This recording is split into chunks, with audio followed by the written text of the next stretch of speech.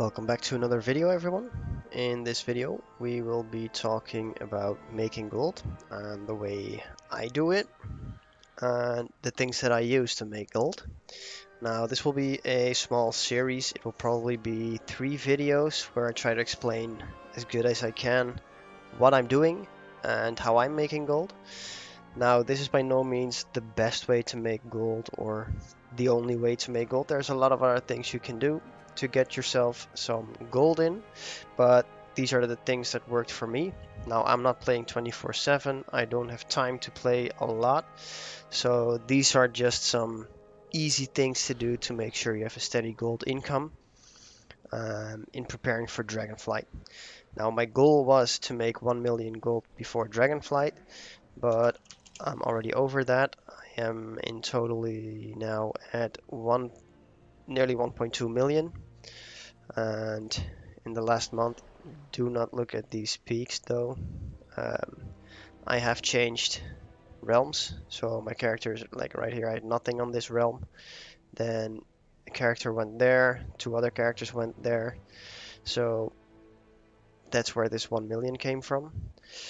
But what you can see is that in the last month I made 218,000 gold.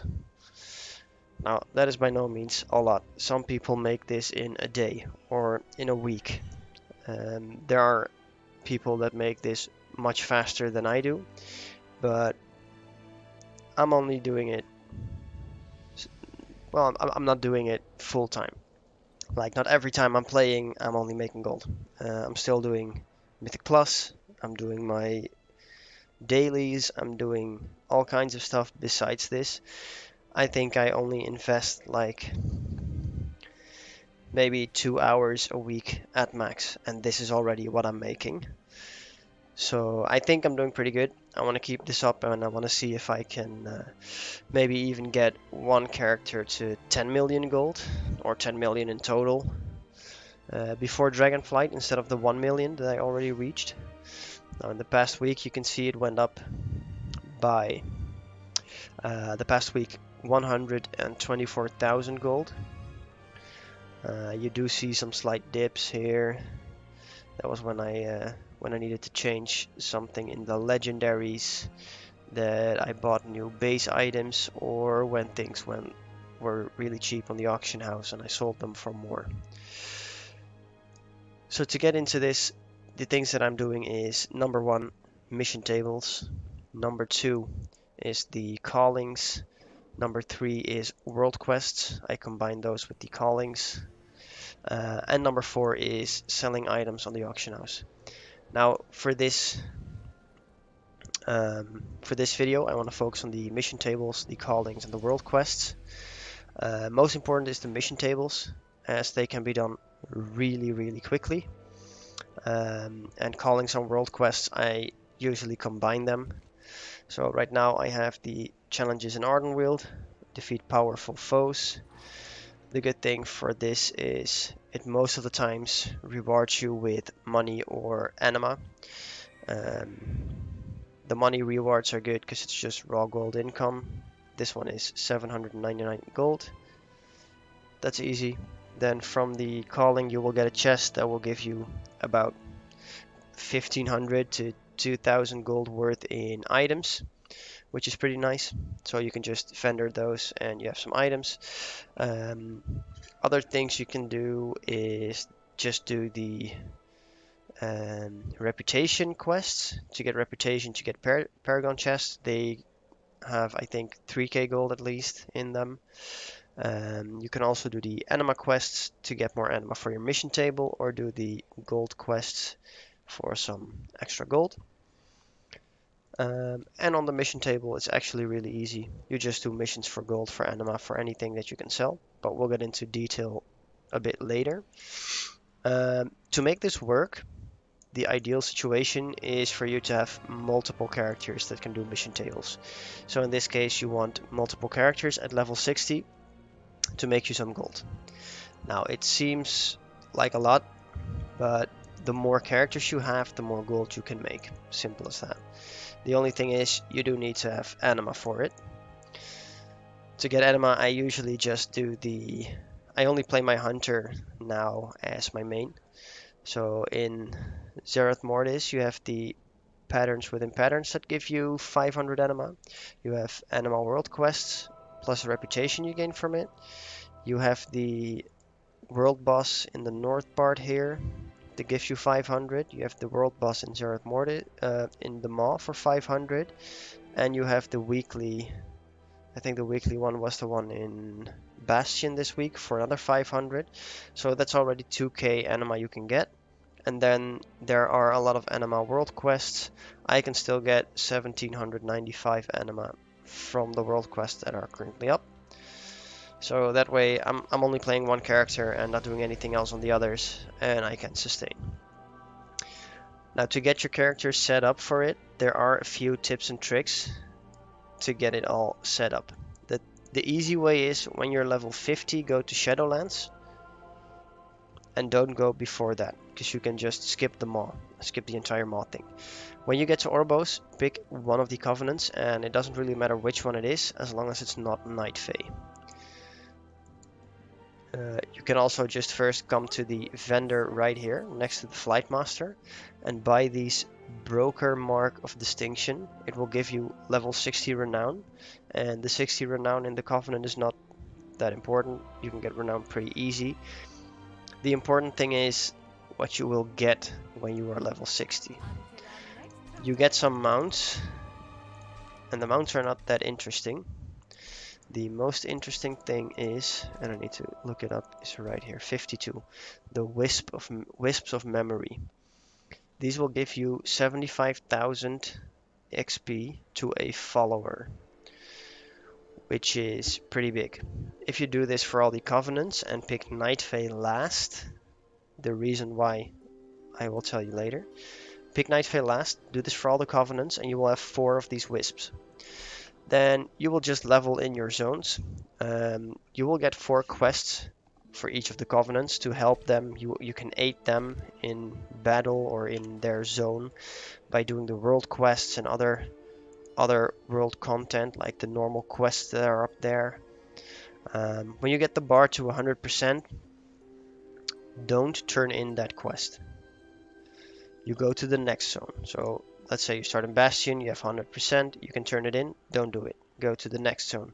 You do everything, let's say Ardenweald, you can turn it in with a Night Fae, don't do it, keep the quest. The first levels will be easy to do and require you less experience. The last level requires a bit over 300,000, I think 350,000, something like that.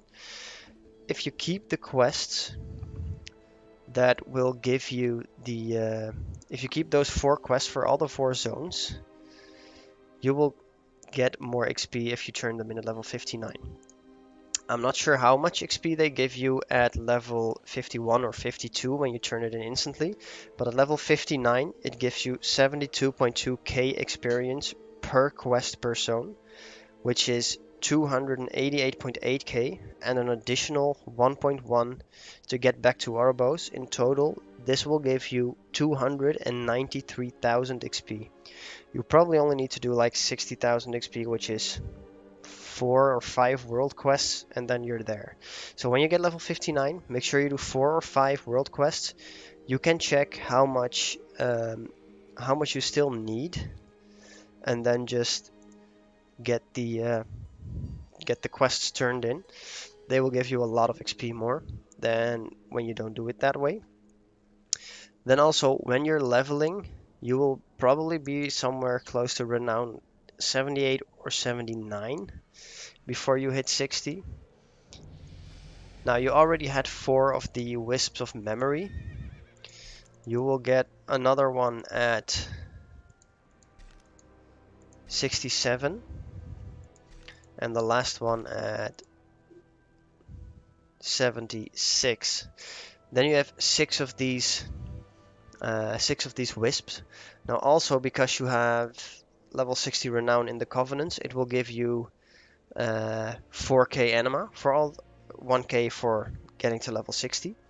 You also get a bunch of mounts and transmogs, not really that important. You have the 6 XP tokens.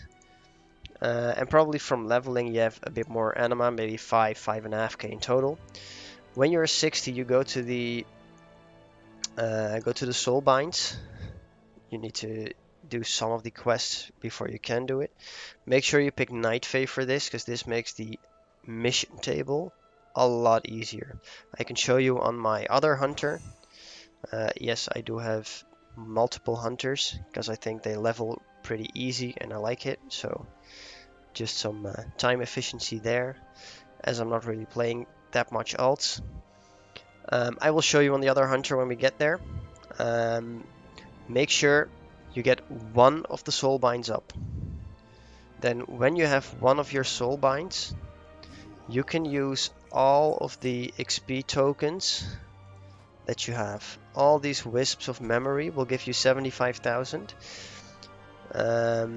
You need 6 to get them to level 60. With 5 you will get to 59, so you really do need that 6th one. You won't use the full 75,000, but it doesn't really matter. If you only have one soul bind, your troops will be also leveling up. Now you can see my guys are not too high, as I didn't do it on this character yet because I didn't know. But right here, they're not too high. You see the average level. Your troops will be the average level of all the adventurers you have here. So the average level for me is 37. If you only pick one of the soul binds, so let's say I get Clea first, I use all these tokens with Clea, she will be level 60. Since I have no others, the average level of companions for me is level 60, and your troops will be level 60 as well. If you do this and you get any other followers, they will not scale down. So you will not lose levels on your troops. Now this is huge because your troops will be level 60 and it will make your missions a lot easier. Besides that, the reason why you go Night Fae is for the troops. The Night Fae healer guy is, in my opinion, by far the strongest. It has a lot of attack, it has a decent amount of health, but it can also heal your characters up. They are really strong, so that's why I use Night Fae on all my other characters. If I'm not seriously playing that character, I'm going Night Fae just for the mission table. And that's why you want to go with Night Fae and why you want to get all your covenants up to level 60 to get some extra stuff in there. Now, you can learn all the other soul binds, all the other adventurers, and get started on your missions. Do not forget you need to set up your mission table, and it will take you an hour before it's set up. And also, the more levels you get into your Covenant Sanctum, the more missions you can send out every day, because the mission table, the first one is just access to it.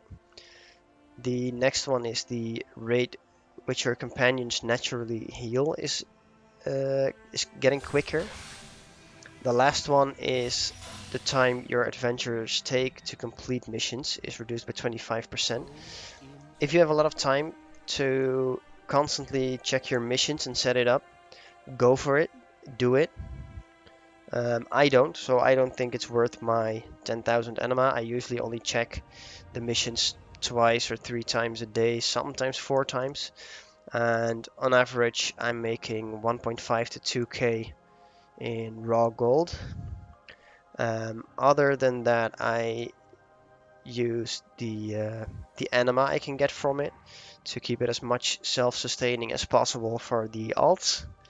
And if I need to, I will send over some anima, because I'll probably get enough during the week to set everyone up with at least 1k. You can get some crafting materials, you can get the item caches which contain the materials. You can sell those on the auction house. You can get some equipment, you can get weapons, armor, you can get some extra XP. I always recommend getting the extra XP so the other quests will get, or the missions will get easier. Now you might think this looks a bit different. This is just an add-on, this is Venture Plan. Nothing too interesting. The interesting part is TLDR Missions. Right here, I'm just clicking what I want. So number 1 for me is gold. Number 2 is anima, so I can keep a steady income of anima as well. Number 3 is bonus follower XP. The more XP my followers get, the higher level they get, the easier missions will become, but also the higher the reward for missions will be, as the missions will get higher levels. Then I want some follower XP items to give them some bonus XP. Those are the tokens. I'm not sure if there's anything. I don't have them right here now. Maybe on some other characters. Then next, I'll use augment runes because they sell pretty good on my server. Crafting materials also just to sell.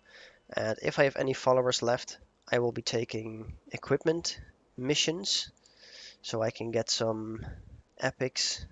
Also don't have any of those to sell. Now, as you can see, I am not doing the reputation tokens here because I have made this character a few weeks ago, so I don't have a lot of reputation yet. And on 2 other characters I do. The characters I have been playing in Season 1 and 2, and a little bit in Season 3 as well. So they have high rep already, so I use all the reputation tokens there to get the Paragon caches with money in it. Basically what you do then is you calculate and then you just click start to really do this efficiently. Now I will show you how quick I do my missions on a daily basis. So here we go. I can just click here to do all the missions. I can see what's coming in. There's some gold, so that's already 600 gold from only those missions. I got another 86 gold from the item to sell. I got 38 gold from this thing to sell. I got some anima, and I got some more crafting materials, which I can sell. Then I click TLDR, calculate, and it will calculate what to do.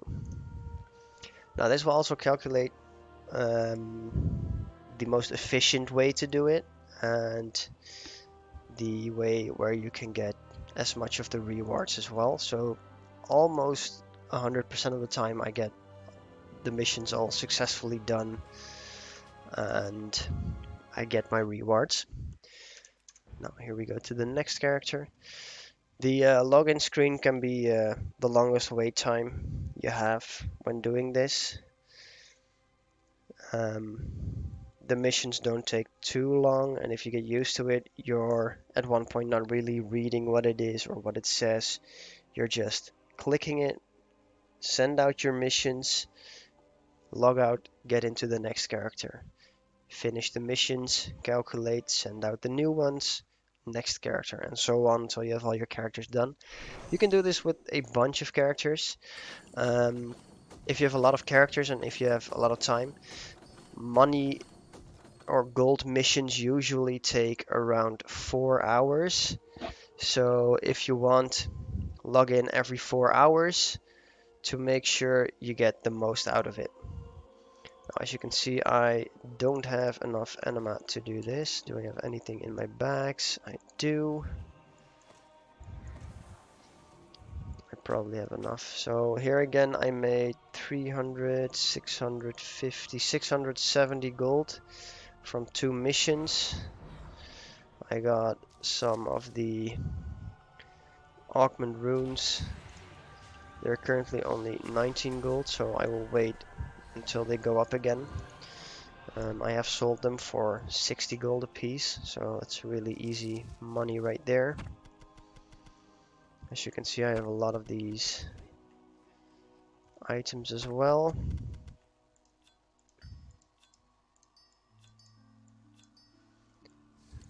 I got a shield for 81 gold, 42 gold bracers, 7.5k XP token.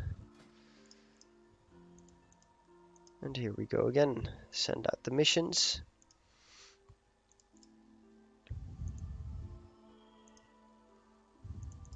Sometimes you can send out a lot of missions.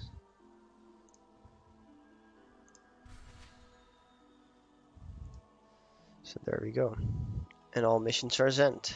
Then we log out again and go to the next character.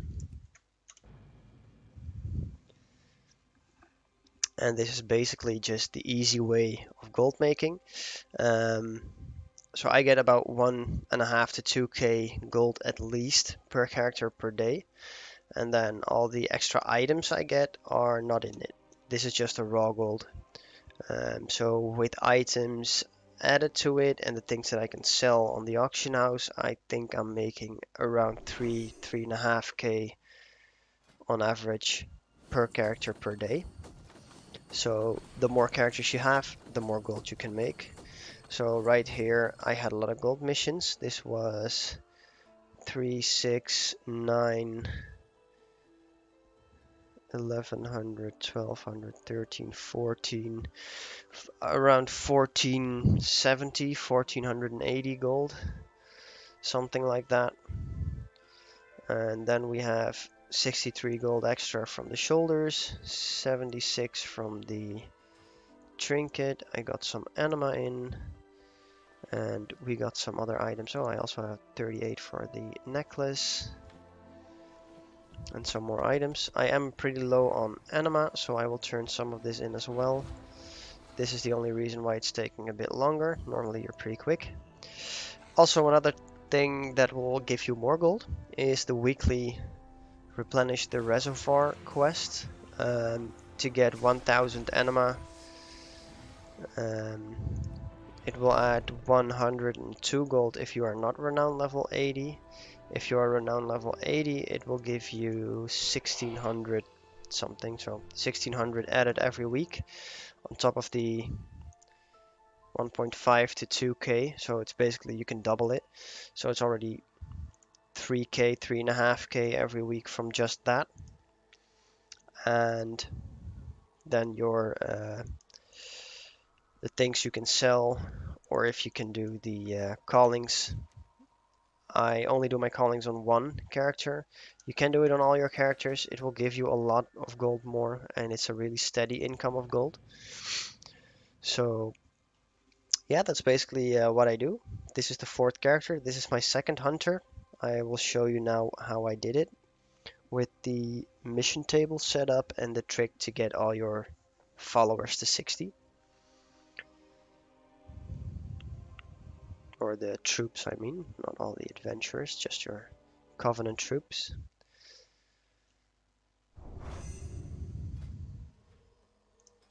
As you can see, I have Naya at level 60. It's the first one you get.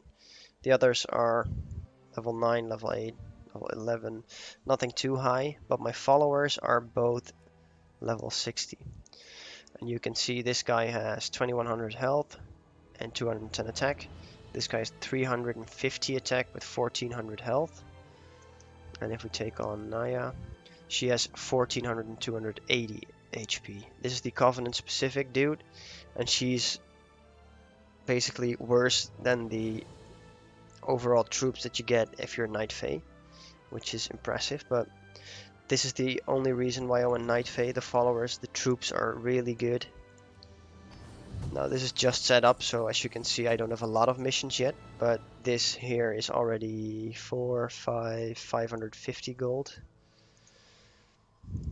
As long as I get my missions in and the other guys will level up a bit, I will get more missions over time to get everything done. I don't have a lot of items here as well, I don't have the backspace for it, but it's all good. We're making some money. That's it for this video. Stay tuned for part 2. In part 2 we will be talking about actually getting your alts leveled up and what you can do while leveling to make a lot of gold. Now the add-on I used for this is TLDR Missions. Go check it out.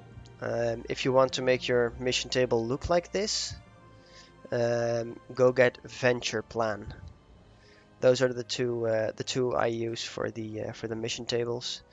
For the world quests, this thing right here is the world quest tracker. Go try it out if you want it. Those are the names.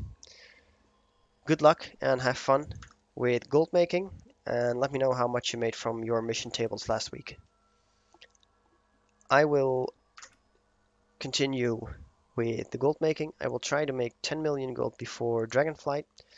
And in part 2, I will show you another way of making gold with your alts, besides the mission table, while you're getting them up to use the mission table. Stay tuned for that one, and I will see you all in the next one.